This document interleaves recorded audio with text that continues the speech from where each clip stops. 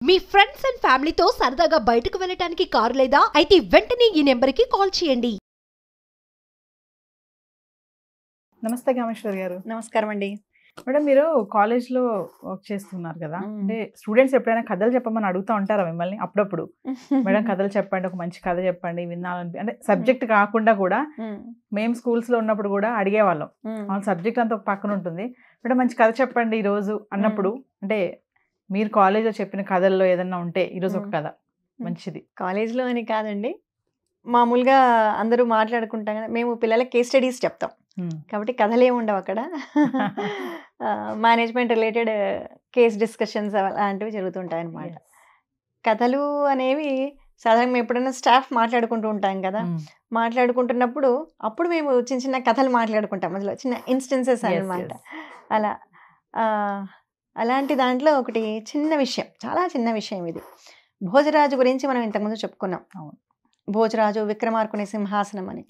అలా భోజరాజు చాలా గొప్పవాడు. ఆయన కవులను పండితులను బాగా ఆదరించేవాడు అనమాట.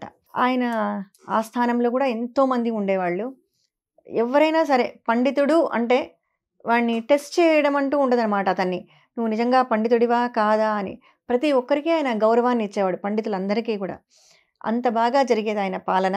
ఆయన పాలన గురించి చెప్పాలంటే ఇంకా చాలా చాలా ఉంది.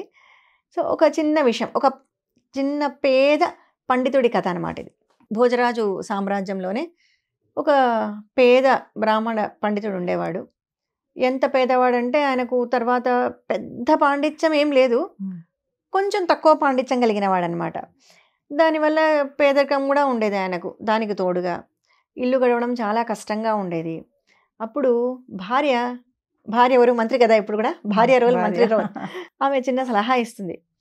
మనము భోజరాజు సామ్రాజ్యంలో ఉన్నాం కదండి, ఆయన ఎంతమందినో ఆదరిస్తున్నారు, మీరు కూడా వెళ్ళి అడగచ్చు కదా, ఏదో ఒకటి ఇమ్మని, మనకు 2 ఆవులు ఇమ్మనో ఏదో ఒకటి, మనకు కొంచెం పొలము అడిగి రండి మీరు వెళ్ళి అంటుంది. ఈయనకేమో అడగాలి అంటే ఇష్టం ఉండదు. నేను వెళ్ళి అలా అడగలేను అంటాడు. ఇంకా రోజు ఈమె పోరుతూ ఉంటుంది, మీరు వెళ్ళండి అడగండి, ఎట్లా గడిచేది, ఇల్లు ఎట్లా గడిచేది, పిల్లలు ఉన్నారు అని అడుగుతుంది. ఇంకా తట్టుకోలేక ఇంకా వేరే దారి లేక బయలుదేరతాడు. ఇప్పుడు చెప్పుకున్నాం కదా ఆయన ఎంతో ఆదరిస్తారు పండితులని, కాబట్టి ఎవడు కూడా ఏమీ పాస్ ఏం లేదనమాట, ఎంట్రీ పాస్ ఏమి ఉండదు పండితులకు, ఫ్రీ ఎంట్రీ. ఏ పండితుడైనా కూడా వితౌట్ పాస్ డైరెక్ట్గా లోపలికి వెళ్ళిపోవచ్చు. ఈయన కూడా వెళ్తాడు, రాజ్యంలోకి వెళ్ళి ఆ సభను అంతా చూస్తాడు. అసలు మైమరిచిపోయి చూస్తూనే ఉంటాడు, రాజును అడగాలనే విషయం మర్చిపోతాడు పాపం. ఆ సభ, పండితులు, అక్కడ జరిగే కవితా గోష్ఠి అవంతా చూస్తూ నిలబడిపోతాడు. అంత బాగా చూసి ఎంజాయ్ చేసి సభ అంతా అయిపోతుంది, రాజు వెళ్ళిపోతాడు లోపలికి. అయ్యో ఇప్పుడు ఎలా, నేను అడగలేదే రాజును, ఇంటికి పోతే నా భార్య ఏమో ఒప్పుకోదు, ఏం చెయ్యాలి అని ఆలోచిస్తూ ఇంకా అక్కడే వీళ్ళని ఎవరు ఆపరు కదా, అక్కడ నుంచి పక్క గదుల్లోకి అక్కడికి వెళ్ళిపోతాడు అనమాట.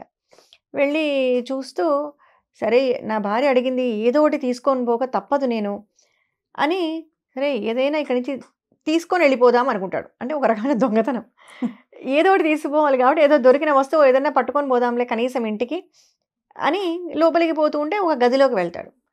ఆ గదిలోకి వెళ్ళి చూస్తే బాగా తినుబండారాలు అన్నీ బ్రహ్మాండంగా ఇలా అరేంజ్ చేసి ఉంటాయి అనమాట. ఆహా ఎంత బాగుంది అని పామ ఆయన ఎప్పుడు చూసింటాడు అలాంటివన్నీ కూడా. అవన్నీ చూస్తూ నిలబడతాడు. ఇంతలో తలుపు చప్పుడవుతుంది. అమ్మో ఎవరో వస్తున్నారు లోపలికి అని అక్కడ ఒక మంచం ఉంటే మంచం కిందికి వెళ్ళి దాక్కుంటాడు. లోపలికి వచ్చింది భోజరాజు. అది భోజరాజు మందిరం. ఆయన మందిరంలోకి వచ్చి కూర్చొని, ఆయన కూడా మంచి కవే. సో ఆయన కూర్చొని ఏవో కవితలు అవి రాసుకుంటూ చేసుకుంటూ చాలా టైం ఆయన మేల్కొనే ఉంటారనమాట.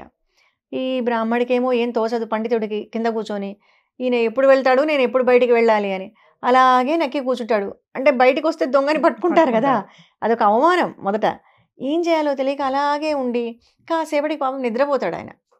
రాజు నిద్రపోతాడు. తర్వాత ఇద్దరు, మంచం పైన రాజు, మంచం కింద పండితుడు, ఇలా ఇద్దరు నిద్రపోతారు.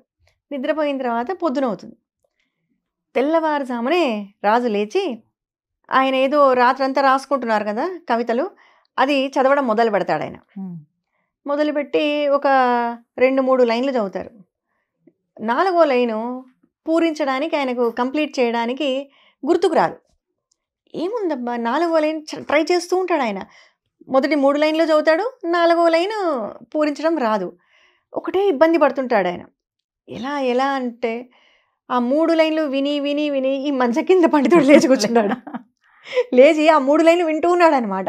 ఆయనకి ఎంతకు రాకపోయేసరికి మంచం కింద నుంచి గట్టిగా దాన్ని పూరించేస్తాడు ఆ 4వ లైను. అది ఏంటి అనేది గట్టిగా చదివేస్తాడు. చదవగానే రాజు ఇది ఎక్కడి నుంచి వచ్చింది సౌండ్ అని కిందకి తొంగి చూస్తాడు ఆయన.